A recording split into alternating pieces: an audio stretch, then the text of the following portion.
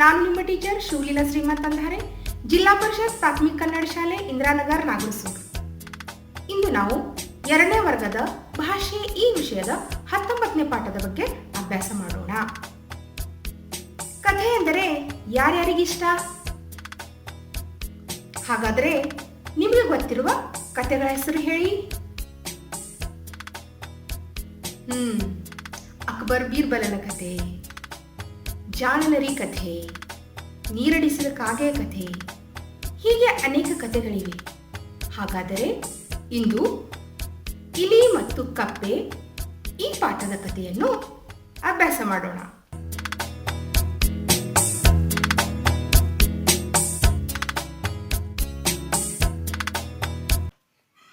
ಒಂದು ಕಪ್ಪೆ ಮತ್ತು ಇಲಿ ಸ್ನೇಹಿತರಾಗಿದ್ದವು. ಕಪ್ಪೆ ಬಡಾಯಿ, ಯಾವಾಗಲೂ ನಾನು ಹಾಗೆ ಹೀಗೆ, ನನ್ನನ್ನು ಬಿಟ್ಟರೆ ಯಾರೂ ಇಲ್ಲ ಎಂದು ಹೇಳಿಕೊಳ್ಳುತ್ತಿತ್ತು.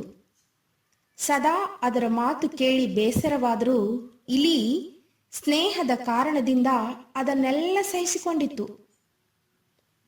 ಇಲಿ ಒಂದು ದಿನ ಹೊಂಡದ ಬಳಿ ಬಂತು. ಕಪ್ಪೆ ನೀರಿನಿಂದ ಹೊರಗೆ ಬಂತು. ಈ ನೀರಿನಲ್ಲಿ ಇದ್ದು ಬೇಸರವಾಗಿದೆ. ಈ ದಿನ ನಾವು ಬಯಲಿನಲ್ಲಿ ವಿಹಾರ ಮಾಡೋಣ. ಆಗ ಇಲಿ ಆಗಲಿ, ಅದಕ್ಕೇನಂತೆ ಬಾ ಎಂದಿತು. ಆದರೆ ಒಂದು ಮಾತು, ನೆಲದ ಮೇಲೆ ನೀನು ನನಗಿಂತ ವೇಗವಾಗಿ ಹೋಗುತ್ತಿ, ನಾನು ನಿನ್ನನ್ನು ಹಿಂಬಾಲಿಸುವುದು ಕಷ್ಟವಾಗುತ್ತದೆ.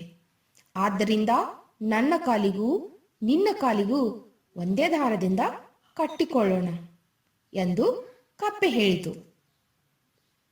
ಇದಕ್ಕೆ ಇಲಿ ಒಪ್ಪಿಕೊಂಡಿತು. ಎರಡೂ ತಮ್ಮ ಕಾಲಿಗೆ ದಾರ ಕಟ್ಟಿಕೊಂಡು ಬಯಲಿನಲ್ಲಿ ವಿಹಾರ ಹೊರಟವು. ಸ್ವಲ್ಪ ಹೊತ್ತು ಅಲ್ಲೆಲ್ಲ ಅಲೆದಾಡಿದವು.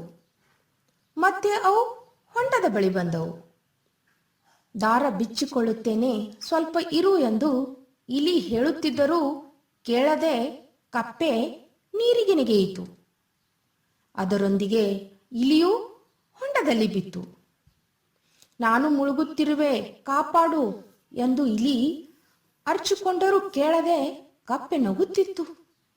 ಪಾಪ ಇಲಿ ನೀರು ಕುಡಿದು ಸತ್ತು ನೀರಿನಲ್ಲಿ ತೇಲತೊಡಗಿತು. ಆಗ ಆಕಾಶದಲ್ಲಿ ಹಾರುತ್ತಿದ್ದ ಹದ್ದು ನೀರಿನಲ್ಲಿ ತೇಲುತ್ತಿದ್ದ ಇಲಿ ಕಾಣಿಸಿತು. ಅದು ಸರ್ರನೆ ಇಳಿದು ಇಲಿಯನ್ನು ಎತ್ತಿಕೊಂಡು ಹಾರಿತು. ದಾರ ಕಟ್ಟಿದ್ದರಿಂದ ಅದರೊಂದಿಗೆ ಕಪ್ಪೆಯು ಮೇಲೆ ಹಾರಿ ಹದ್ದಿಗೆ ಆಹಾರವಾಯಿತು. ಮಕ್ಕಳೇ, ಇಲಿ ಮತ್ತು ಕಪ್ಪೆ ಈ ಕಥೆಯನ್ನು ಆಲಿಸಿದ್ರಲ್ಲ, ಈ ಕಥೆ ನಿಮಗೂ ಕೂಡ ಹೇಳಲು ಬರಬೇಕು. ಈ ಕಥೆಯ ಬೋಧವೇನೆಂದರೆ, ಮಾಡಿದ್ದುನೋ ಮಾರಾಯ. ಮತ್ತೆ ಭೇಟಿಯಾಗೋಣ.